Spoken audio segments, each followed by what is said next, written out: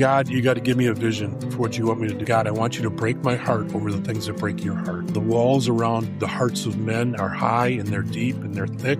Men are great at hiding. You said, Roy, guys are dying for friendship. Welcome to the Crucible Project Podcast. The Crucible Project is a nonprofit organization committed to creating a world of men and women who live with integrity, grace, and courage, helping them to fulfill their God-given purpose. This podcast will discuss important and sometimes difficult topics while delivering practical life applications with men and women who are currently practicing this work. We are igniting Christ-like change in men and women through experiences of radical honesty and grace. Welcome back to the Crucible Project Podcast. This is your host, Roy Wooten, and I'm joined today by Steve Sonderman. I'm really excited about having Steve on. This is the Real Christian Manhood series within the Crucible Project, and we're going to be talking to men and men's ministry leaders today. Let me tell you a little bit about Steve. He's the founder of No Regrets Ministry and is widely recognized as a pioneer in modern men's ministry movement. In 94, he launched the annual No Regrets Men's Conference, which now reaches thousands of men in the U.S. and internationally. Steve spent 35 years serving at Elmbrook Church in Wisconsin, including one of the country's first full-time pastors dedicated to men's ministry. He consults with churches, develops ministry leaders, and has written numerous leadership resources and curriculum studies, including many that helped me along the way. One of them was how to build a life-changing men's ministry. Steve earned his bachelor's degree from University of Wisconsin, Milwaukee, his master's of divinity from Bethel Seminary, and he and his wife, Colleen, have 4 adult children and are proud grandparents. So really excited that you're here. Steve, welcome. Hey, thanks, Roy. It is so good to be here. Really been looking forward to this. You know, we've had a chance over the last year to connect a few times and to hear more and more about your ministry and what's going on, and have known about it for years and years. So it's great to be together and to have a chance to talk and to share some of the things that the two of us have learned over the years. Yeah, ditto. So excited you're here. I'm thankful for the prayer that we had before we got started, just kind of surrendering and yielding this to God and whatever he would have us say. So excited to do this. Take us back to the beginning. What did you see happening or not happening among men in the church that convinced you something needed to change? Yeah, well, it's a good story.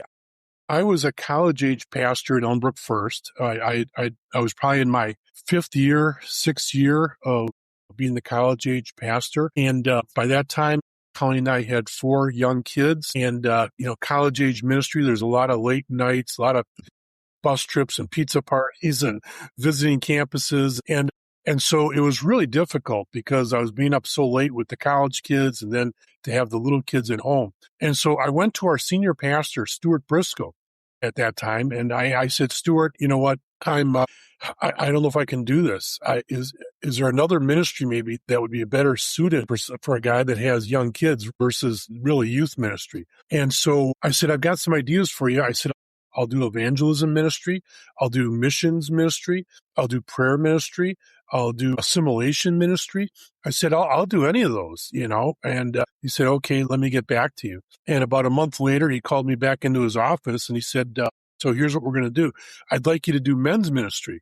I said, men's ministry? I said, that's not on my list. I said, it was missions, evangelism, prayer, assimilation. I said, what in the world do you do with men? I've never worked with a man in my life. And he said, Steve, you just do the very same thing you did with the college kids.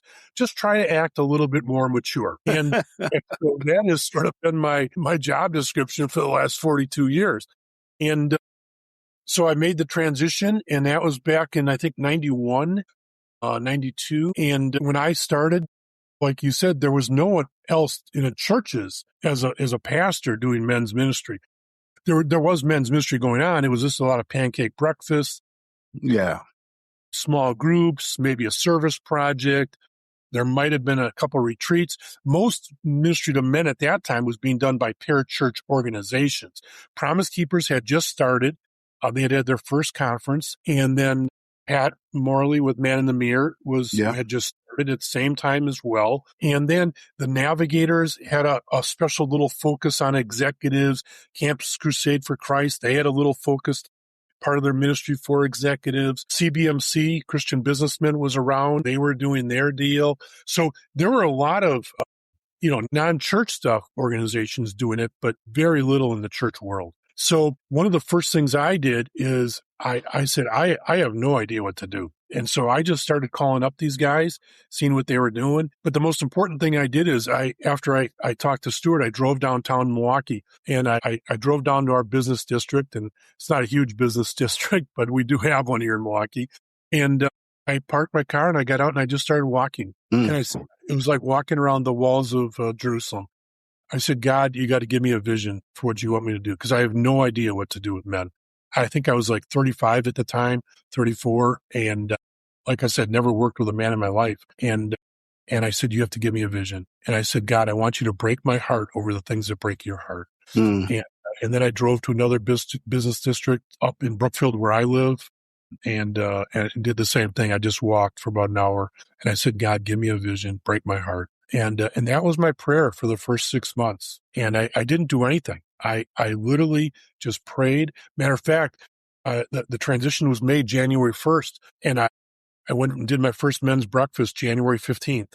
And I got up, and it was this group of 40 guys. I think they were all over 80. They had been meeting for probably 100 years. And it was the normal, burnt eggs and bacon and toast breakfast. I did a 20-minute talk, and then I just did the benediction at the end. I said, guys, you just attended a funeral. I said, we're not going to have another men's breakfast until we know why we're doing this, because we're not just going to meet to meet. And the next Monday, 2 days later, the leader of that, Dwayne Hannon, walked into my office. He didn't knock. He didn't have an appointment. He just walked in. He said, what in the world are you doing? You just killed the only thing that we have going. We've been wanting a men's pastor for the last 20 years. We've been praying about it, asking Stuart for it. Now we get it, and you kill the only thing we're doing. And I said, Dwayne, we're not just going to do something to do it. And we have to have a purpose. And he said, well, what are you going to do? I said, I don't know. And I just had a flash, one of those moments. I said, here's what we're going to do. I said, Dwayne, you find me 20 guys that are praying fast every Wednesday noon for the men's ministry, and then we'll do something. Well, I figured that would buy me like 3 or 4 months. He was not going to find 20 guys to fast and pray Wednesdays. And literally the next Monday, he walked in my office, threw down a piece of paper, and said, here they are. Now let's go. I said, wow. What is that? He said, these are the 20 guys. Well, that became what we called the Frontlines Ministry. It was our prayer ministry, and it was going for the next 30 plus years. Wow.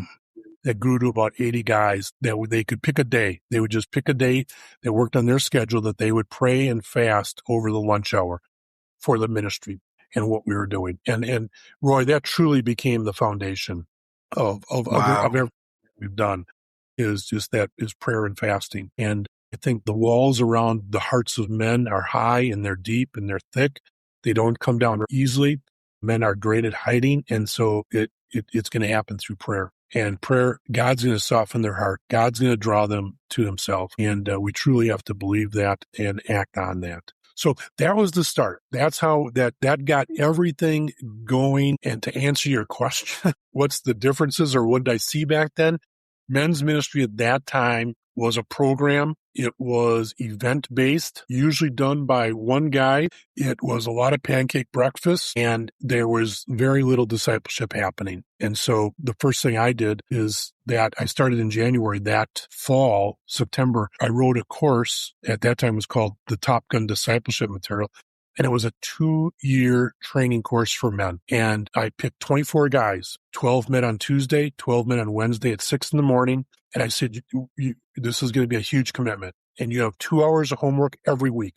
You're going to memorize scripture every week. You're going to study the Bible every week. You're going to read books every week.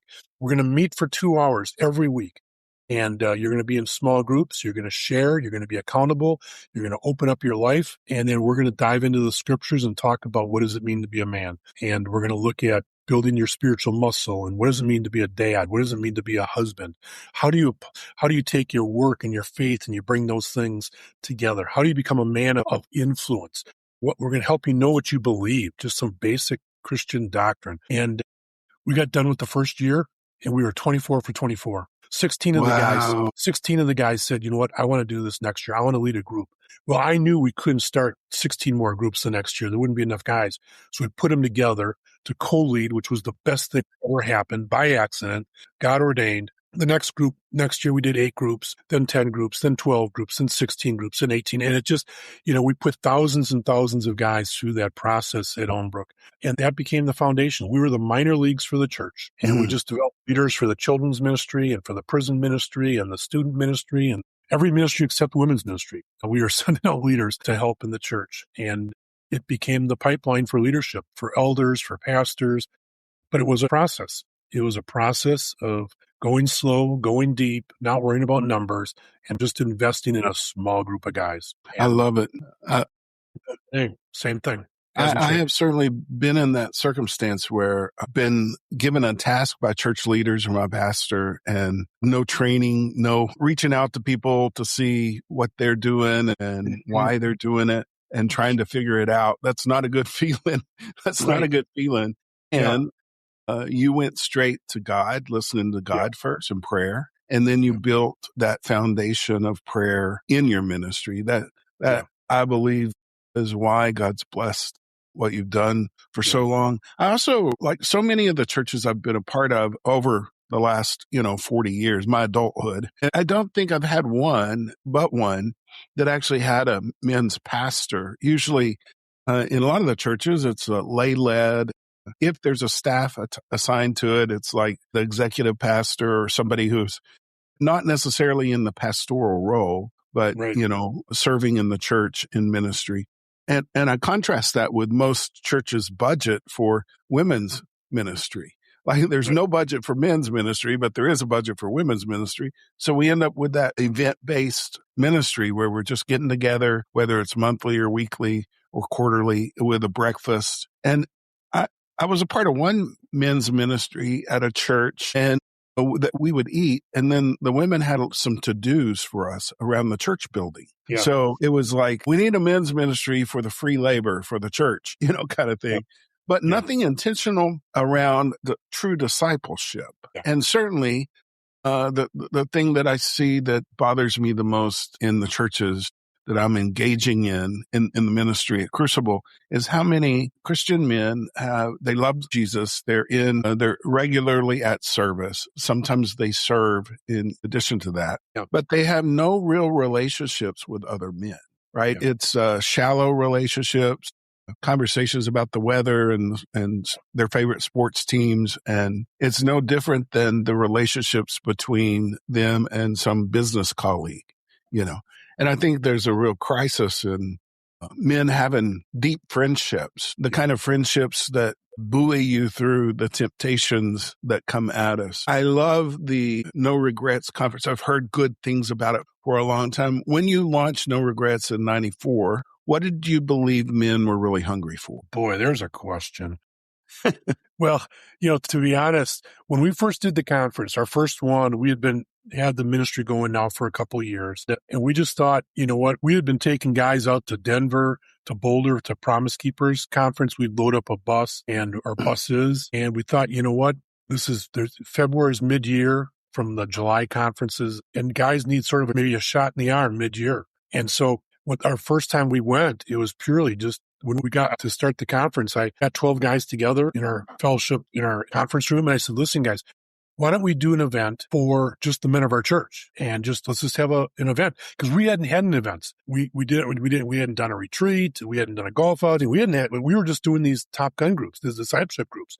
And guys were saying, we should get everyone together one time. And so I said, okay, I'm game. I think we've got a couple of years now, a foundation of discipleship going, and to do a couple events. I think events have a place. I don't want to say they don't. You just don't want it to be everything you're doing. And so I said, yeah, let's get everyone together, because there's been a lot of guys now that have gone through this process. And so we got together in this little conference room, and I said, again, well, we have to have a purpose. If we're going to have a conference, I want to know why we're having a conference. And so we started throwing up some stuff on the whiteboard, and putting up all these ideas. And one guy said, we want to change the world. I said, well, that's great. That's a little big just for an event, but okay, let's do. We'll put it up there. There's no bad ideas in brainstorming, right? So we threw it on the board, and another guy, just very honestly said, I'm on this team because I want some friends. And it goes back to what you said, Roy. Guys are dying for friendship. They're living in isolation, and we know the majority of men in our society are isolated, and isolated men do stupid things. And so he just said, I really want some friends. I want to be with some guys, like-minded guys. And that went up on the board, And so anyway, in the end, it said our purpose was to change the world and become friends.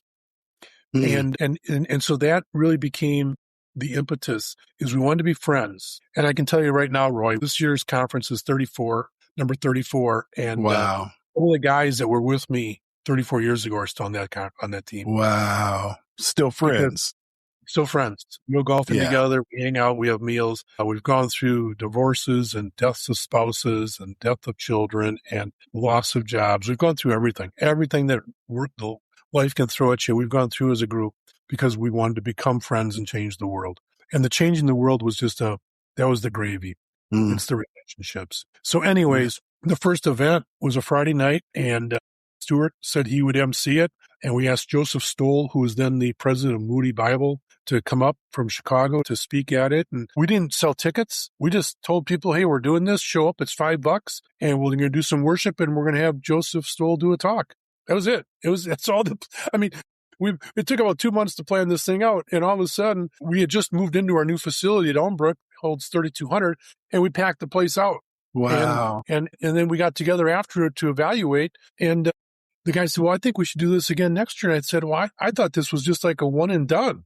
We were just going to have an event and it was over, And then we did it the next year. Though the next year we did it down to Milwaukee. We moved it. We go, well, let's move it down to the arena. It holds 11,000, Well, we had about, 5,000 guys or something. I ended up losing $26,000 on the deal. I had to walk into Stuart and say, Stuart, I got good news and I got bad news. The good news is we had 5,000 guys. It was a phenomenal night. The bad news is I lost $26,000.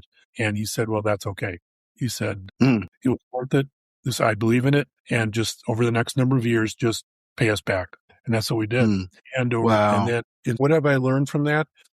Guys want to gather together. They want to worship together. The number one thing we hear from the guys as we evaluate them every year is we want takeaways. We want the practical seminars.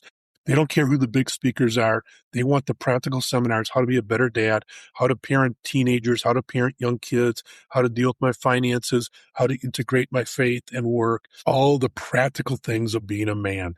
And in what they can come for one day and go to 4 or 5 seminars and get practical teaching. And that's what they were looking for.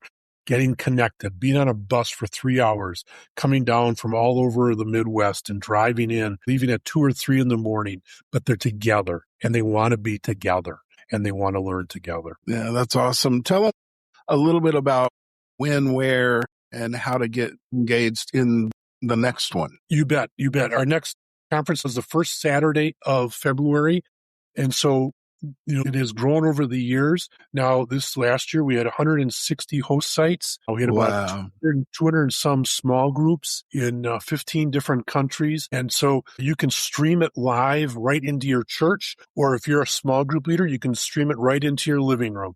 And you can just gather 4 or 5 guys from your small group and just and do the conference right there. You can pick the seminars that you want to attend. We stream out 4 seminars every hour, and you can choose the ones based on your group. Or if you're a church, you can have different seminars going in different rooms.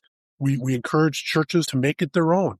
And you can do your own worship live. You can bring in your own seminars, speakers if you want to do that. But if you go to our No Regrets Conference website, noregretsconference.org, you'll get all the information on being either a host site as a church or streaming it as a small group. We do offer for individuals, but we really don't encourage that because we want guys to be together. That's the whole point. Spend that time together. We have breakouts where there's a seminar for 30 minutes and then there's a 15-minute discussion time. That came about during COVID. And that has been huge. The guys have loved that discussion time after every seminar to really land the plane and make it personal. Yeah. I love that it's so practical, right? It's not theoretical. It's not philosophical. It's not all theological. There's theological underpinnings. But I think I see the same thing as I speak to men's church retreats and things like that, as they want to know, how do I really make this real tomorrow, right? How do I do this where I live, work, play, and learn? So, Steve, I'm so enjoying this. I want to extend this into a part 2. So listeners, hey, hopefully there's been something that you got from this. Be listening for the next drop of this interview with Steve Sonderman. Such a pleasure to be with you today, Steve. And if you're looking for some answers for your men's ministry, if you are a ministry leader and struggling with what to do next, maybe you just got handed the ball and you don't know what to do, go check out No Regrets, conference.org. Is that what it's called? Yep. Go check that resource out. And at the crucibleproject.org, you can also see what resources we have available. We actually have a 40-day leadership training with Jesus devotional written by our men's ministry leader, Byron Myers, available for free on our website. You got to give us your name and email address, but that's a little resource we have for you there. If we can do anything for you at the Crucible Project, check it out at crucibleproject.org. And if you haven't subscribed, be sure to subscribe and so that you get this series within the Crucible Project Podcast. Go have a great day. For more information about our weekdays, please go to thecrucibleproject.org. You can also follow us on Facebook, Instagram, and Twitter. Rate and review wherever you are listening and subscribe on your preferred podcast platform. Thank you for listening.